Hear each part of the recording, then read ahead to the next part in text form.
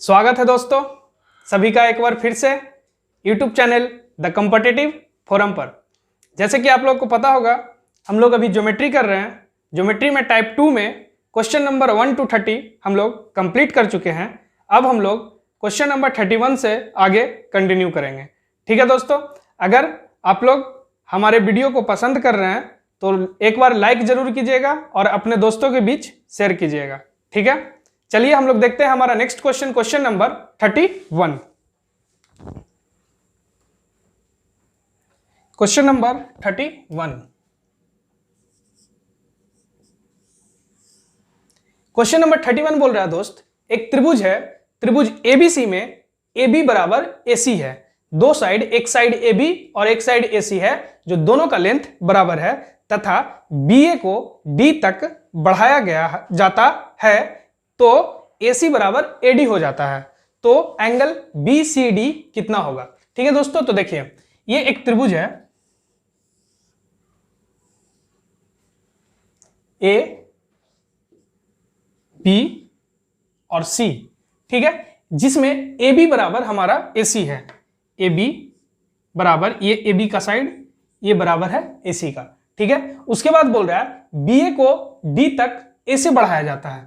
ये BA है, इसको हम एक पॉइंट D तक बढ़ाते हैं, ये पॉइंट हो जाता है हमारा D। ठीक है, उसके बाद बोल रहा है AC बराबर AD हो जाता है। AC बराबर AD हो जाता है, जितना AC का लेंथ है उतना ही हमारा AD का लेंथ है। ठीक है, अब इसको ऐसे मिलाते हैं क्योंकि एक एंगल यहां पे बनेगा, ये पूरा वही हमसे पूछ रहा है एंगल BCD का मान कितना होगा। एंगल BCD का मान कितना होगा? तो दोस्तों आपको पिछले वीडियो सेशन में हम आपको बताए थे कि किसी भी त्रिभुज का अगर किसी शीर्ष से निकल करके कोई भी एक रेखा सामने वाले साइड को जा करके दो बराबर भागों में बांटे और जो रेखा आता है वो उसी बराबर भागों का एक पार्ट हो, उतना ही बराबर हो, तो वो वहां पर जो शीर्ष पर जो एंगल बनता है वो हमेशा 90 डिग्री का बनता है। अगर इसका बेस्ट एक्सप्लेनेशन आपको देखना है तो पिछले वीडियो में जाकर के आप देख सकते हैं। यहाँ पे एंगल BCD इक्वल टू हमारा 90 डिग्री हो जाएगा, जो कि है आपका ऑप्शन नंबर 4।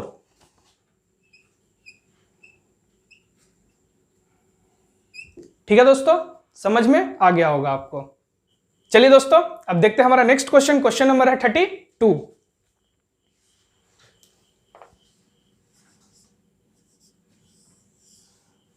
क्वेश्चन नंबर 32 बोल रहा है त्रिभुज ABC है और एक त्रिभुज DEF है, जिसमें AB बराबर DE है और BC बराबर EF है। तो यह निष्कर्ष निकाला जा सकता है कि त्रिभुज ABC जो है वो सर्वांशम है, कॉन्ग्रुएंसी है त्रिभुज DEF का। तब हमारा चारों ऑप्शन में से कौन सा ऑप्शन सही है? देखिए पहले क्या बोल रहा है, एक त्रिभुज है जो आपका ABC है, ठीक है, ये A हो गया हमारा, ये B हो गया और ये C हो गया। उसके बाद सर्वांशम, नीचे ध्यान से दीजिएगा, देखिएगा तो नीचे सर्वांशम है, ये जो साइन है सर्वांशम होता है। इसको इंग्लिश में हम लोग बोलते हैं कॉन्ग्रुएंसी। कॉन्ग्रुएंसी का मतलब क्या होता है? अगर दो त्रिभुज है, वो दोनों त्रिभुज आपस में सर्वांशम है तो उसका सारा अंग समान होगा, और सारा अंग समान होने के लिए कुछ क्राइटेरिया है। कुछ क्राइटेरिया को हम लोग बेसिक कॉन्सेप्ट में पढ़ेंगे। अगर यहाँ पे हम उस क्राइटेरिया को डील करेंगे तो मतलब 15 से 20 मिनट यहीं पे इस क्वेश्चन पे लग जाएगा। तो ज्यादा टाइम यहाँ पे व्यतीत नहीं करते हुए हम लोग इस क्वेश्चन पे ध्यान देते हैं, क्योंकि हम लोग यहाँ पे क्वेश्चन का प्रैक्टिस कर रहे हैं। ठीक है, तो एक और त्रिभुज जो है वो है DEF।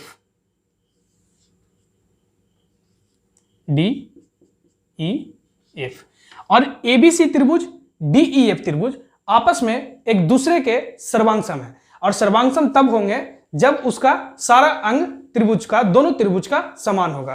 त्रिभुज में कौन कौन से अंग होते हैं? अंग होते हैं उसका भुजा यानी साइड, उसके एंगल यानी उसका कोण। तो देखिए आपका ऑप्शन यहां से निकलेगा। पहले तो देख लेते हैं AB बराबर DE है। अगर ये जो AB है, ये जो AB का साइड होगा वो इस त्रिभुज में DE के बराबर होगा। ठीक है, और BC बराबर EF है, ये जो BC का साइड होगा वो इस त्रिभुज का EF के साइड के बराबर होगा दोस्तों।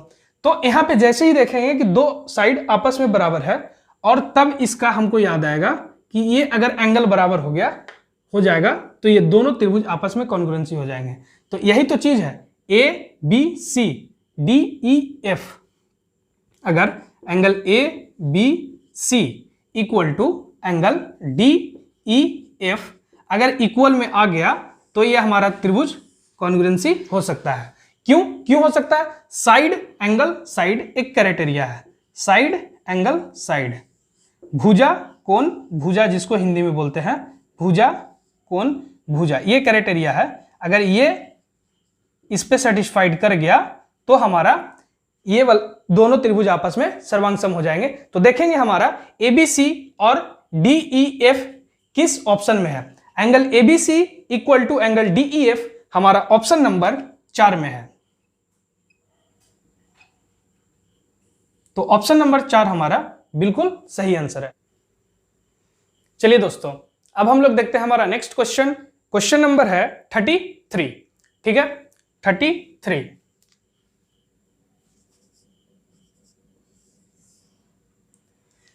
में बोल रहा है यदि ए बी सी त्रिभुज एबीसी त्रिभुज डीईएफ के समरूप हो, मतलब सिमिलर हो, और बीसी बराबर 3 सेंटीमीटर है, ईएफ बराबर 4 सेंटीमीटर है, तथा एबीसी का क्षेत्रफल जो है वो 54 यानी 54 सेंटीमीटर स्क्वायर हो, तो डीईएफ का क्षेत्रफल कितना होगा। चलिए देखते हैं इसको। यह है हमारा त्रिभुज ए बी सी समरूप त्रिभुज डी ई एफ, ठीक है दोस्तों, समरूप हो गया। उसके बाद बोल रहा है बीसी बराबर 3 सेंटीमीटर, ये जो है 3 सेंटीमीटर है, ठीक है। ईएफ बराबर 4 सेंटीमीटर, ये जो है हमारा 4 सेंटीमीटर है। एबीसी का जो क्षेत्रफल है, एरिया ऑफ एबीसी मतलब त्रिभुज एबीसी का जो क्षेत्रफल है वो गिवन है हमारा 54 सेंटीमीटर स्क्वायर। तो हमसे पूछा है कि त्रिभुज डीईएफ का क्षेत्रफल क्या होगा। आइए देखते हैं इसको। जब दो त्रिभुज हमारा समरूप हो जाता है तो उसके क्षेत्रफलों का जो अनुपात होता है दोस्तों, उसको क्षेत्रफलों का जो अनुपात होता है उसके संगत भुजाओं के अनुपात के स्क्वायर के बराबर होता है। यानी उसके संगत भुजा के स्क्वायर के अनुपात में क्षेत्रफल जो होता है वो हमेशा बराबर होता है। इसी लैंग्वेज को हम लोग किस तरह से लिखेंगे वो देखते हैं।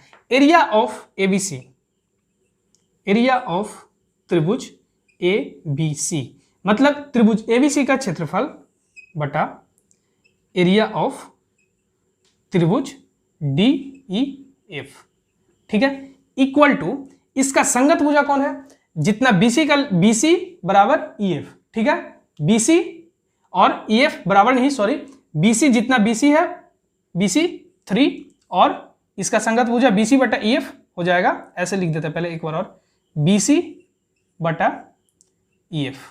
ये जो एरिया होगा इस संगत भुजाओं के स्क्वायर के बराबर होगा। जब ये स्क्वायर होगा तभी इस दोनों समरूप त्रिभुज के क्षेत्रफल के बराबर होगा। तो समरूप त्रिभुज का क्षेत्रफल में एरिया ऑफ एबीसी का 54 दिया हुआ है और एरिया ऑफ डीईएफ हमसे पूछा है। डीईएफ को हम मान लेते हैं x, ठीक है, इतना लंबा नहीं लिखने के लिए हम x लिख दिए हैं। और बीसी का वैल्यू है 3 बटा ईएफ का वैल्यू है 4, इधर हो जाएगा इसका स्क्वायर, ठीक है। ये हो गया हमारा 54 बाई x है हमारा त्रिभुज एबीडीईएफ का क्षेत्रफल, बराबर है 3 का स्क्वायर हमारा हो जाएगा 9 और ये हो जाएगा 16। ये हमारा इधर कट जाएगा, 9 6 जा 54, 9 6 का 54 और x equal to cross multiplication होगा 16 6 96, 16 6 जा 96, 16 into 6 equal to x equal to 96 और x जो हमारा था एरिया ऑफ डीईएफ बराबर 96 सेंटीमीटर स्क्वायर। ये हमारा बिल्कुल राइट आंसर है जो कि है हमारा ऑप्शन नंबर 3, ठीक है। चलिए दोस्तों, अब हम लोग देखते हैं हमारा नेक्स्ट क्वेश्चन। नेक्स्ट क्वेश्चन है क्वेश्चन नंबर 34। क्वेश्चन नंबर 34 दो समरूप त्रिभुजों का क्षेत्रफल 360 वर्ग सेंटीमीटर और 250 वर्ग सेंटीमीटर है। यदि पहले त्रिभुज की एक भुजा की लंबाई 8 सेंटीमीटर है तो दूसरे त्रिभुज की संगत भुजा की लंबाई कितनी होगी। जैसे कि अभी आपको पिछले क्वेश्चन में हम बताएं कि जब दो समरूप त्रिभुज होते हैं, दो समरूप त्रिभुज को अगर जो क्षेत्रफल का जो अनुपात होता है उसके संगत भुजाओं के अनुपात के स्क्वायर के बराबर होता है, उसके वर्ग के बराबर होता है। तो देखिए कैसे बनाते हैं। मान लीजिए उसी फॉर्मेट को हम डायरेक्ट लिखते हैं। मान लेते हैं ये त्रिभुज फर्स्ट है, ठीक है, और ये त्रिभुज सेकंड है। ये दोनों एक दूसरे का सिमिलर है, नाम कुछ नहीं दिया हुआ है। तो पहला जो त्रिभुज का क्षेत्रफल है, area of first triangle by area of second triangle equal to, इसका संगत भुजा मान लीजिए, पहले संगत भुजा का लेंथ जो है वो 8 दिया हुआ है और दूसरा संगत भुजा हमसे पूछ रहा है। तो दूसरा संगत भुजा क्या हो जाएगा हमारा, x मान लेते हैं। जो दूसरा संगत भुजा हमसे पूछा है उसको x मान लेते हैं। समरूप त्रिभुजों का क्षेत्रफल जो होगा इस अनुपात में कब होगा, जब संगत भुजा के अनुपात का स्क्वायर करेंगे। ठीक है, इतना तक क्लियर हो गया होगा आपको। फर्स्ट त्रिभुज का क्षेत्रफल जो हमारा दिया है 360 दिया है, y 250 दिया है, इक्वल टू 8 का y x का होल स्क्वायर, पूरे पे स्क्वायर, दोनों का स्क्वायर। यहाँ 0 से 0 कट जाएगा, 36/25 आ गया। अगर हमारा इधर स्क्वायर है, स्क्वायर को इधर करेंगे पूरा हमारा रूट में आ जाएगा, इधर बच जाएगा हमारा 8/x। ठीक है, 36 को रूट से हम बाहर करेंगे दोस्त, हमारा हो जाएगा 6, और 25 को रूट से हम बाहर करेंगे हमारा हो जाएगा 5। यहाँ हो गया हमारा 8 और यहाँ हो गया हमारा x। क्रॉस मल्टीप्लिकेशन करेंगे, 6x ध्यान से देखिएगा, x into 6, 6x 8 5 40, x equal to हो गया 40/6। ये हो सकता है 20/3। 20/3 को अगर हम यहाँ ऑप्शन जो हमारा दिया है वो दिया है मिक्स्ड फ्रैक्शन में, और इसको हम लिख सकते हैं x बराबर 6 होल 2/3, जो कि है मेरा ऑप्शन नंबर 3। ठीक है, ये जो x है हमारा वो जो दूसरा त्रिभुज था, पहले त्रिभुज का समरूप दूसरा त्रिभुज, इसका संगत भुजा। ठीक है, समझ में आ गया होगा आपका ऑप्शन नंबर 3। चलिए दोस्तों देखते हैं, हमारा नेक्स्ट क्वेश्चन है क्वेश्चन नंबर 35।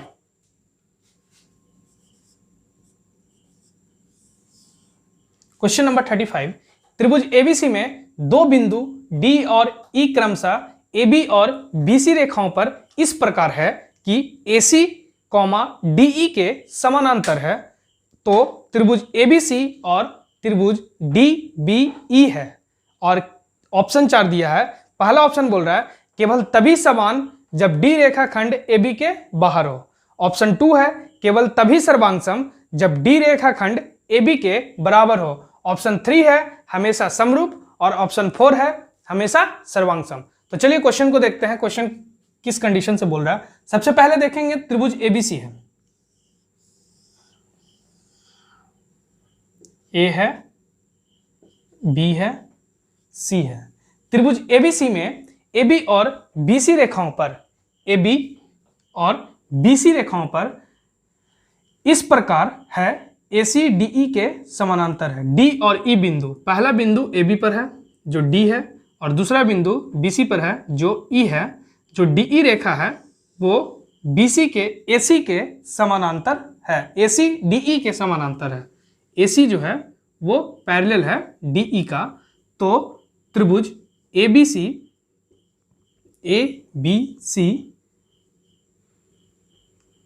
समरूप तो हो ही जाएगा त्रिभुज DBE में क्या रिलेशन है। ये देखिए, एक त्रिभुज हो गया हमारा ABC, और DBE में क्या रिलेशन होगा। त्रिभुज में ये दोनों को अगर इस टाइप का फिगर आपको मिले कि उसके बेस, ठीक है, उसके बेस के समानांतर अगर एक रेखा बीच में हम लोग डालेंगे तो वो जो दोनों त्रिभुज बनेगा वो हमेशा समरूप बनेगा। आपको इस टाइप के क्वेश्चन मेंसुरेशन में भी पहले करवा चुके हैं, ठीक है। तो ये हमेशा सिमिलर होगा। कैसे सिमिलर होगा, ध्यान से देखिएगा, ये जो एंगल बी है, ये जो एंगल बी है वो त्रिभुज ए बी सी में भी है और डी बी ई में भी है। तो ये जो एंगल हो गया कॉमन हो गया। अब जो एंगल ये है ये इसके बराबर होगा।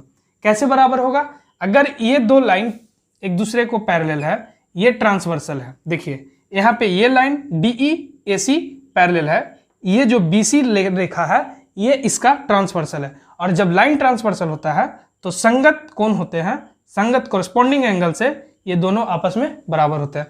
तो जितना ये होगा उतना ये होगा, उसी तरीका से जितना ये होगा इतना ये होगा। जब दो त्रिभुज के तीनों एंगल आपस में बराबर हो गए तो वो दोनों त्रिभुज हमेशा सिमिलर हो जाएंगे। क्या हो जाएंगे, समरूप हो जाएंगे। तो इसका हमारा ऑप्शन नंबर 3 जो है वो सही है, हमेशा समरूप होंगे, हमेशा समरूप होंगे। इस टाइप को फिगर से आपका, इस टाइप के फिगर के बेस्ड पे बहुत सारे क्वेश्चन बनते हैं जो आपको हर सेट में एक ना एक क्वेश्चन आपको मिलेगा ही। अगर मतलब 90% चांस होता है कि इस कॉन्सेप्ट पे आपको क्वेश्चन एकदम 90% चांस है कि मिलेगा। तो आप इस बात को ध्यान में रख लीजिएगा कि डी बी ई जो होगा ए बी सी का हमेशा समरूप होगा, ठीक है। आपका ऑप्शन नंबर 3। चलिए दोस्तों देखते हैं हमारा नेक्स्ट क्वेश्चन है क्वेश्चन नंबर 36। क्वेश्चन नंबर 36 बोल रहा है एक त्रिभुज एबीसी के कोण बी और सी के आंतरिक द्विभाजक आई पर मिलते हैं। यदि angle B I C angle A Y 2 plus x है तो एक्स बराबर क्या होगा। अगर आपको फॉर्मूला याद होगा तो आप इसका आंसर तुरंत बोल दीजिएगा, हम आपको याद करवा देते हैं। इस टाइप के भी क्वेश्चन हमेशा पूछा जाता है सीएचएसएल के एग्जाम में, एमटीएस के एग्जाम में एकदम मिलता ही मिलता है। तो देखिए क्या है, एक त्रिभुज है, ए है, बी है और सी है। बोल रहा है एंगल बी और सी के आंतरिक द्विभाजक। आंतरिक द्विभाजक का मतलब angle by sector, angle by sector का मतलब कोण द्विभाजक। जितना कोण ये उतना ही कोण ये, जितना कोण ये उतना ही कोण ये। और जब इस एंगल और इस एंगल किसी भी त्रिभुज के आधार पर जो दो एंगल होते हैं उस दो एंगल का angle by sector, angle by sector मतलब कोण द्विभाजक, कोण द्विभाजक बने और वो जिस बिंदु पर जाके मिले उस बिंदु पर जो एंगल बनता है वो इसको आई दिया है यहाँ पे, उस बिंदु पर जो एंगल बनता है वो हमेशा होता है 90 plus half of angle A. 90 plus ये जो ए है उसका आधा एंगल 90 में अगर हम जोड़ देंगे तो ये मान निकल जाता है। लेकिन हमको यहाँ पे कोई एंगल का डिग्री नहीं दिया है, सीधे फॉर्मूला रिलेटेड एक क्वेश्चन दिया है। तो देखिए यहाँ पे एंगल बी आई सी का मान हमारा होता ही होता है 90 degree plus half of angle A. लेकिन आपको यहाँ पे 90 ना दे करके इस तरीका से लिखा है angle A Y 2 plus x, यही क्वेश्चन में है। तो हमारा तो ये होता ही है 90 प्लस हाफ ऑफ एंगल है, तो x का वही वैल्यू होगा जो इस फॉर्मूला में है 90, यानी 90 हो जाएगा हमारा x बराबर 90 डिग्री। ये है मेरा ऑप्शन नंबर 3 में, ऑप्शन नंबर 3 में। ठीक है दोस्तों, जैसे आप इसको याद कैसे रखना है वो एक बार देख लीजिए।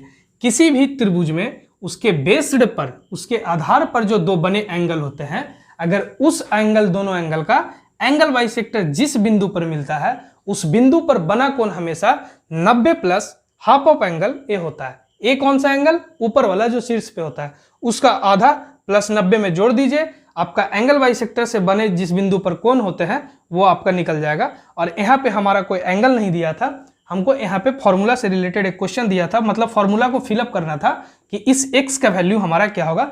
x का वैल्यू हमारा 90 हो जाएगा, जो कि है आपका ऑप्शन नंबर 3, बिल्कुल राइट। ठीक है, चलिए दोस्तों देखते हैं क्वेश्चन नंबर 37।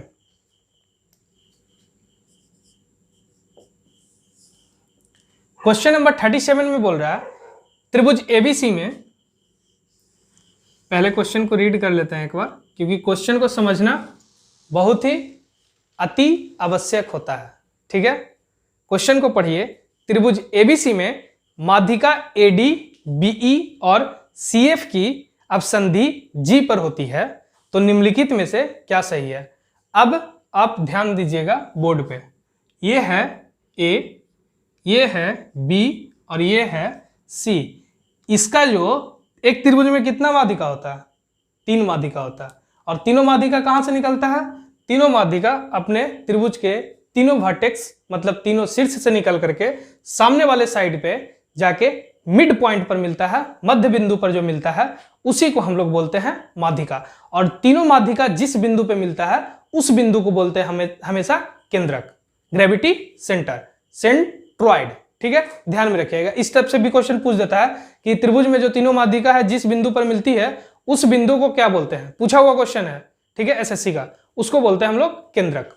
तो आइए देखते हैं क्वेश्चन क्या बोल रहा है। एडी है ये माध्यिका, इस शीर्ष से निकला, सामने वाले साइड के मिड पॉइंट पे मिला। ठीक है, उसके बाद एडी हो गया, बीई हो गया, इस शीर्ष से निकला, सामने वाले साइड के मिड पॉइंट पे मिला, ये बीई हो गया। ठीक है, उसके बाद हो गया हमारा सीएफ। अब देखिए इस पॉइंट पे तीनों माध्यिका मिला है जिसको बोलते हैं मान लीजिए पॉइंट जी। ठीक है, इसको हम लोग बोलते हैं केंद्रक, सेंट्रॉइड या ग्रेविटी सेंटर। ध्यान में रखिएगा, ये इंपॉर्टेंट क्वेश्चन है, एमटीएस, सीएचएसएल, सीजीएल कहीं पर भी पूछ देगा एसएससी का एग्जाम में। ठीक है, अब क्या है बोल रहा है ऑप्शन से हमें क्या निकलेगा, रिलेट करना ऑप्शन से। तो ऑप्शन नंबर 4 पे हम लोग चलेंगे सीधे। अगर आपको कॉन्सेप्ट पता होगा तो सीधे आप अटैक कीजिएगा उस ऑप्शन को जिस ऑप्शन से हमारा आंसर निकलेगा। ऑप्शन नंबर 1 देखिएगा तो सीधे लगेगा कि अरे ये तो चीज कहीं पढ़े ही नहीं है, कहीं थ्योरम जो प्रूफ किए थे हम लोग अपने स्टडी के दौरान ऐसा कहीं पे निकला ही नहीं है। 2 भी नहीं निकला, 3 निकला है लेकिन गलत है वो। तो ऑप्शन नंबर 4 में देखेंगे तो अगर इस टाइप का फिगर हो, एबीसी में 3 माध्यिका हो और तीनों माध्यिका का जो सम होता है उससे बड़ा होता है त्रिभुज का तीनों साइडों का सम। अगर देखिए यहां पे ऐसे लिखेंगे AB का प्लस BC प्लस AC, हमेशा ये तीनों का जो साइड का लेंथ होगा अगर जोड़ देंगे तो वो हमेशा बड़ा होगा तीनों माध्यिकाओं का लेंथ से। AD plus BE plus CF। ठीक है, ये इंपॉर्टेंट पॉइंट है, ये भी इंपॉर्टेंट क्वेश्चन है, कभी भी रिपीट कर सकता है। ध्यान रखिएगा, आपका ऑप्शन नंबर 4 बिल्कुल सही है। ठीक है, देख लीजिएगा। चलिए दोस्तों देखते हैं हमारा नेक्स्ट क्वेश्चन। क्वेश्चन नंबर है 38। 38 जो बोल रहा है दोस्तों उसको रीड कीजिए। त्रिभुज एबीसी एक समकोण त्रिभुज है जो बी पर समकोण है। जहां पे समकोण बोलेगा, जहां पे 90 डिग्री होगा वहां पे उसको रखिएगा। ठीक है, और एंगल ए का जो मान है वो 60 डिग्री है, ए बी बराबर 20 सेंटीमीटर है, तो भुजा बीसी और सीए का अनुपात क्या होगा। तो देखिए ये है राइट एंगल ट्रायंगल जिसमें बोला हमारा बी समकोण है, बी समकोण है। राइट एंगल ट्रायंगल में यहाँ पे समकोण होता है, ये बी हो गया, तो ये हमारा ए हो गया और ये हमारा सी हो गया। ए बराबर बोला है 60 डिग्री, अगर ये 60 डिग्री है तो ये कितना हो जाएगा 30 डिग्री, क्योंकि त्रिभुज में तीनों एंगल का सम 180 होना चाहिए। यहाँ पे समकोण मतलब 90 डिग्री, यहाँ पे 60, 90 प्लस 60 150 मतलब 150, 90 प्लस 60 150 प्लस 30 180 सेटिस्फाइड, यहाँ 60 और यहाँ 30। यहाँ तक क्लियर हो गया होगा दोस्तों।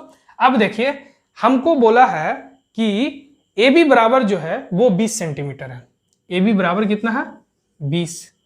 ठीक है, अब बोल रहा है कि BC और CA का अनुपात क्या होगा, BC और CA का अनुपात क्या होगा, ये दोनों किस अनुपात में हैं। तो देखिए यहाँ पे कि आप जब पढ़े होंगे पिछले वीडियो सेशन में भी हम बताए थे 30 डिग्री का, 60 डिग्री का और 45 डिग्री का समकोण त्रिभुज में रेशियो क्या होता है। इसका रेशियो होता है यहाँ पे 1, ये होता है √3 और ये होता है 2। याद रख सकते हैं 60 के सामने वाला हमेशा √3, 30 के सामने वाला हमेशा 1 और उसका जो हाइपोटेनस होता है वो हमेशा 2 ऑटोमेटिक निकल जाएगा। इसका पाइथागोरस थ्योरम लगाइएगा तो यहाँ पे 2 आ जाएगा। ठीक है, अब देखिए यहाँ पे 1 है अनुपात में, उसका वैल्यू दिया हुआ है 20, यानी 1 यूनिट इक्वल टू दिया हुआ है हमारा 20, ठीक है। तो BC का पूछा है, BC का है √3, तो BC बराबर हो जाएगा √3 इंटू 20 यानी 20√3, ठीक है, क्लियर। उसके बाद AC का पूछा है, तो AC बराबर हो जाएगा 2 है, तो 2 एक यूनिट के लिए 20, तो 2 यूनिट के लिए 2 इंटू 20 हो जाएगा, सॉरी 20, तो यहां हो जाएगा 40। अब देखिए BC बराबर आया है 20√3 और यहां आया है 40, ये कट जाएगा, 22 या 40, आपका आंसर आ जाएगा √3:2, जो कि है आपका ऑप्शन नंबर 4, ठीक है दोस्तों, ये बिल्कुल सही है, ठीक है। चलिए दोस्तों अब देखते हैं हमारा नेक्स्ट क्वेश्चन है क्वेश्चन नंबर 39। बहुत ही सिंपल क्वेश्चन, अगर आपको फॉर्मूला याद होगा तब। देखिए क्वेश्चन ये बोल रहा है, यदि एक समबाहु त्रिभुज का परिमाप 18 सेंटीमीटर है, ये जो है समबाहु त्रिभुज है। समबाहु त्रिभुज का मतलब त्रिभुज का तीनों भुजा आपस में बराबर, यानी जितना ये जितना ये जितना ये। परिमाप हमारा जो दिया है वो है 18 सेंटीमीटर, परिमाप हमारा 18 सेंटीमीटर है, और बोल रहा है तो प्रत्येक माध्यिका की लंबाई क्या होगी। प्रत्येक माध्यिका, अब इस बात को यहाँ पे एक पॉइंट और है, उसको हमेशा ध्यान में रखिएगा कि जो समबाहु त्रिभुज होता है उसमें प्रत्येक माध्यिका की जो लंबाई होती है, अगर इसका समबाहु त्रिभुज में जैसे त्रिभुज का तीनों भुजा आपस में बराबर होते हैं, उसी तरीका से समबाहु त्रिभुज में तीनों माध्यिका भी आपस में बराबर होती हैं। इस बात को ध्यान में रखिएगा, आपसे पूछ सकता है या पूछेगा कि कौन से त्रिभुज में तीनों माध्यिकाएं की लेंथ आपस में बराबर होती है। तो कौन से त्रिभुज में बराबर होती है दोस्तों? समबाहु त्रिभुज, इक्विलैटरल ट्रायंगल में, ठीक है। तो परिमाप हमारा 18 सेंटीमीटर है। परिमाप हम लोग निकालते कब है? जब तीनों साइड को आपस में जोड़ देते हैं। परिमाप का मतलब जितना भी कोई भी पॉलीगॉन हो, ट्रायंगल हो या फिर क्वाड्रिलेटरल हो, अगर किसी भी रेगुलर पॉलीगॉन हो, उसका अगर हम लोग को पेरीमीटर यानी परिमाप निकालना हो तो उसको दिया गया सभी साइड को आपस में जोड़ देते हैं, वो हमारा परिमाप हो जाता है। तो ये तीनों साइड का जोड़ है। इस तीनों साइड को हम लोग क्या रखें कि 18 में ही बराबर बराबर भागों में बटे, तो 3 से डिवाइड कर देंगे तो हमारा 6 आ जाएगा। ये भी 6 होगा, ये भी 6 होगा और ये भी 6 होगा। साइड कितना निकल गया हमारा इस त्रिभुज का, समबाहु त्रिभुज का? 6, 6 और 6, ठीक है। तो पूछा है माध्यिका की लंबाई क्या होगी। अब बताते हैं माध्यिका की लंबाई। माध्यिका की लंबाई, माध्यिका समबाहु त्रिभुज में वही होता है जो त्रिभुज का ऊंचाई होता है, ठीक है। इस बात को भी ध्यान रखिएगा। तो समबाहु त्रिभुज की ऊंचाई का फॉर्मूला क्या होता है? √3/2a। ए हमारा क्या होता है दोस्तों? ये होता है हमारा उस त्रिभुज का साइड, उस त्रिभुज का जो भुजा होता है वो हमारा ए होता है, ठीक है। तो √3/2 इंटू ए कितना हमारा 6 है यानी 6, तो कट गया 3√3 हो गया। मेरा ऑप्शन नंबर हो जाएगा 3, ठीक है दोस्तों। समझ में आ गया होगा आप लोगों को। चलिए दोस्तों देखते हैं हमारा इस वीडियो सेशन का लास्ट क्वेश्चन और बहुत ही इजी क्वेश्चन, क्वेश्चन नंबर 40। ऐसा ही क्वेश्चन पूछता है। आप लोग जहर के चक्कर में मत फंसिएगा, जहर के चक्कर में फंसे तो चल जाइएगा, ठीक है। आप लोग बस इतना ही पढ़िए कि एसएससी पूछ क्या रहा है, उसको ध्यान से देखिए, उस पर रिसर्च कीजिए कि पूछ क्या रहा है। जितना हार्ड अगर आपको क्लास में पढ़ाया जा रहा है उससे रिलेटेड पूछ रहा है कि नहीं पूछ रहा है, उससे रिलेटेड अगर 60% भी पूछ रहा है तो आप 40% पीछे चल जाइएगा, ठीक है। तो आप वही पढ़िए जो पेपर हमसे पूछता है, एकदम समझ लीजिए कि हल्का ही पूछता है। हार्ड अगर दिमाग में बैठ गया कि हार्ड है, तब तो आप जाए क्वेश्चन करने से डरिएगा, क्वेश्चन करने से डरिएगा तो आपसे बनेगा नहीं, ठीक है। हिम्मत हार जाइएगा, क्वेश्चन देखते के साथ लगेगा अरे ये क्या हो रहा है, ये कौन सा क्वेश्चन है, समझ में नहीं आएगा। और जो मतलब जो बड़े बड़े टीचर्स हैं वो अपना मतलब वही समझिए बात को कहना क्या चाह रहे हैं, वो लोग गलत नहीं पढ़ाते हैं, बहुत अच्छा पढ़ाते हैं। हम भी उन्हीं लोगों में से किसी एक टीचर से सीखे हैं, ठीक है। जो जितना भी हम मैथ बना रहे हैं अभी उन्हीं लोगों में से किसी एक टीचर से सीखे हैं। वो बहुत ही अच्छे बेहतरीन टीचर हैं एसएससी मैथ के लिए, आप लोग जानते भी होंगे उनको, ठीक है। उनका मतलब जो समझिए जो भी कहिए जो हम लोगों को मिला जो बहुत ही अच्छा था। लेकिन चलिए खैर, लेकिन कुछ ऐसे टीचर्स हैं जो क्वेश्चन को कतई जहर बना करके मार्केट में फैला रहे हैं और बोल रहे हैं कि एसएससी ऐसा पूछता है, ऐसा पूछता नहीं है। हल्का हल्का क्वेश्चन पे ध्यान दीजिए, कॉन्सेप्ट को पकड़िए और उसको सॉल्यूशन कीजिए, ठीक है। तो देखिए क्वेश्चन नंबर 40 क्या बोल रहा है। त्रिभुज एबीसी में, एक त्रिभुज है एबीसी,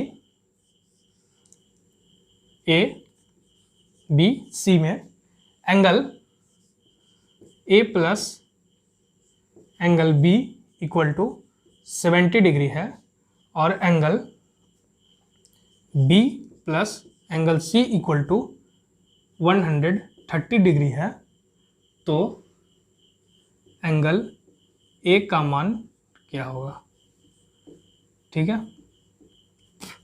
देखिए angle A plus angle B plus angle C इतना दिया हुआ है, ठीक है। अब देखिए angle A plus angle B plus angle C इसको लिख दिए, ठीक है। एक एंगल बी एक्स्ट्रा है, इसको यहाँ पे लिख दिए। क्यों लिखे हैं वो देखिएगा, 70 डिग्री प्लस 130 डिग्री, ये दोनों को हम लोग जोड़ दिए, angle A plus B plus angle B plus angle C को। तो इस फॉर्मेट में इसलिए लिखे हैं क्योंकि त्रिभुज का angle A plus angle B plus C हमको पता है कि 180 डिग्री होता है। कितना होता है दोस्तों, 180 degree plus angle B equal to, यहाँ जोड़ेंगे तो हो जाएगा 200, angle B equal to 180 degree इधर प्लस में है, उधर जाएगा माइनस में, तो कितना हो जाएगा दोस्तों, angle B equal to 20 degree. ये हमारा निकल गया 20 डिग्री। हमसे पूछा है ए का मान, हमसे किसका पूछा है, एंगल ए का मान। तो एंगल ए का मान हम इस इक्वेशन में रखते हैं, एंगल बी का, angle A plus angle B equal to 70 degree है हमारा, एंगल बी इक्वल टू आया हमारा 20 डिग्री, तो इधर 20 प्लस में है, उधर जाएगा माइनस में, angle A equal to 70 minus 20 यानी angle A equal to 50 degree, ठीक है दोस्तों। ये हमारा हो गया आंसर, जो कि आपका है ऑप्शन नंबर 2,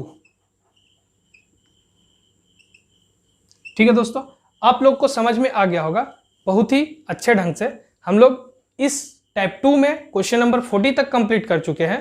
अब मिलते हैं हम लोग नेक्स्ट वीडियो में। उससे पहले आपको एक बात बता देते हैं दोस्तों, जितना मेहनत हम, अगर आप इस वीडियो को देख रहे हैं तो आपको तो पता होगा कि ये हमारे लिए यूजफुल है या नहीं। अगर आप देख रहे हैं तो आपके लिए जरूर लाभदायक होगा, ठीक है। मैथ प्रैक्टिस कर रहे होंगे, कहीं पे अटक गए किसी क्वेश्चन में, सर्च किए, मेरे चैनल को आप सब्सक्राइब कर लीजिए, वहाँ पे प्लेलिस्ट में देख लीजिए थंबनेल पे कि कौन सा क्वेश्चन नंबर किस वीडियो में है, और वहाँ से देख रहे हैं तो आपको तो फायदा हो रहा है ना। अगर आपको फायदा हो रहा है तो थोड़ा सा उसी को समझिए कि मतलब थोड़ा सा शेयर कर दीजिए और अपने दोस्तों तक बताइए कि द कॉम्पिटिटिव फोरम एक ऐसा यूट्यूब चैनल है जहाँ पे हमको बहुत ही बेहतरीन तरीका से किरण मैथमेटिक्स का सॉल्यूशन मिल रहा है, और इसी से जुड़े रहिए और हमारे साथ आगे भी बने रहिएगा।